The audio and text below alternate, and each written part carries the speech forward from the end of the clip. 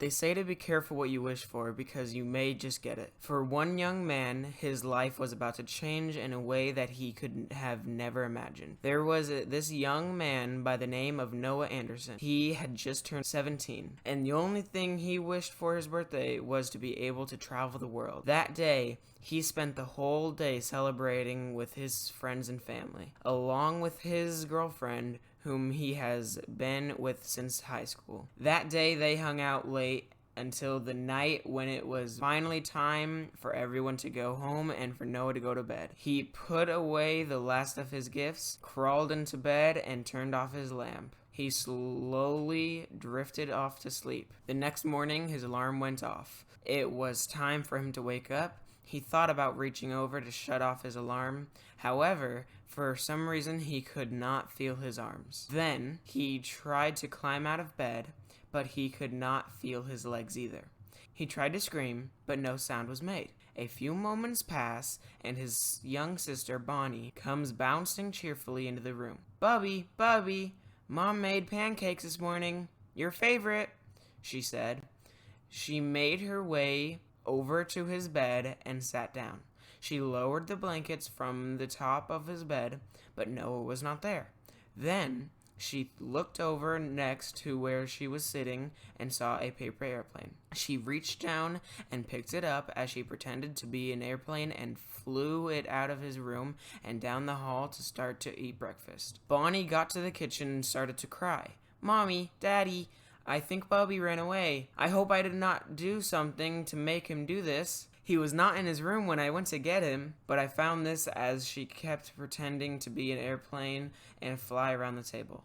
Puzzled, their parents went into Noah's room, and sure enough, he was not there. There were no signs of the window being opened. The puzzling thing of it all was that his shoes were where they belonged and everything. So, no matter what had happened, he had no shoes on his feet. Their father went and grabbed the phone and called up Celeste. Celeste, dear, have you seen Noah?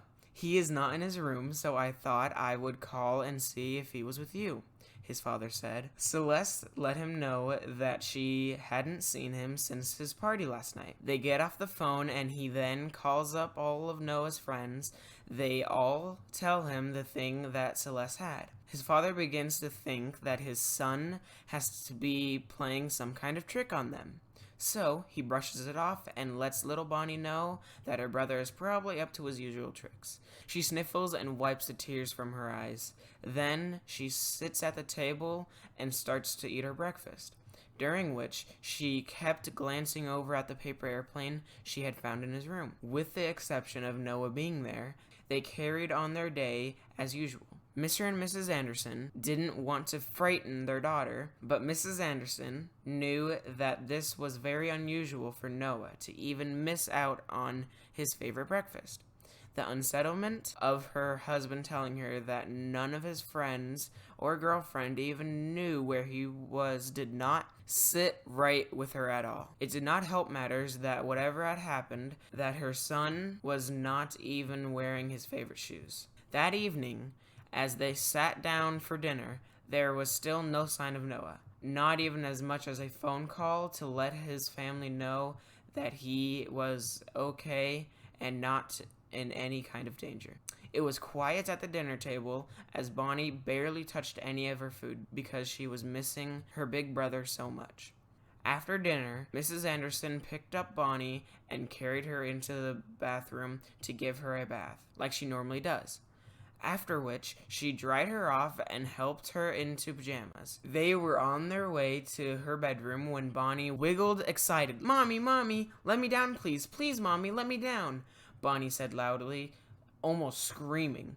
Her mother slowly let her down as her daughter ran into the living room, picking up her paper airplane and dashed as fast as she could. Bubby, I am so sorry that I did something to make you disappear. I wish you would please come back so we can play together and you can read stories to me like you did every night before I went to bed. Hearing this, Mrs. Anderson could not help but cry. She fought so hard to hide her sadness because of the disappearance of her son, but she could no longer hold it together. At that moment, Mr. Anderson walks into Noah's room and picks up Bonnie. She leaves the paper airplane on her brother's bed the way she found it that morning. Then the three of them go into her bedroom and tuck her into the bed for the night. Mr. and Mrs. Anderson lean down, kissing Bonnie softly, "Good night," and turn on her nightlight. Slowly backing out of her room, they shut off her bedroom light.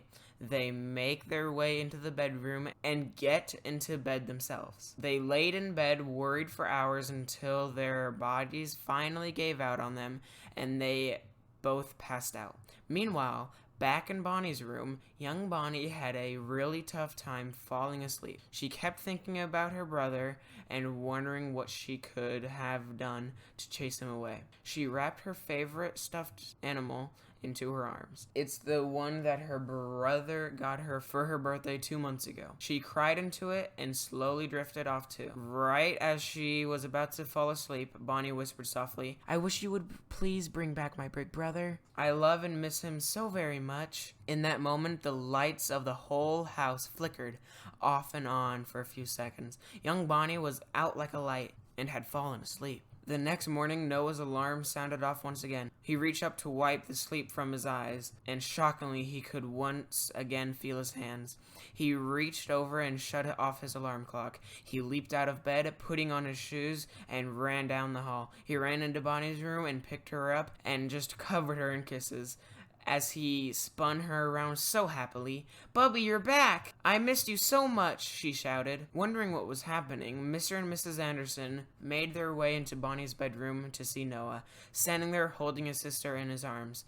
They rush over to their kids and hug them both so tightly. After the hug, their parents look over at Noah and his father says, "Never do that to us again, son. You had us worried sick." They all lived happily ever after. The end.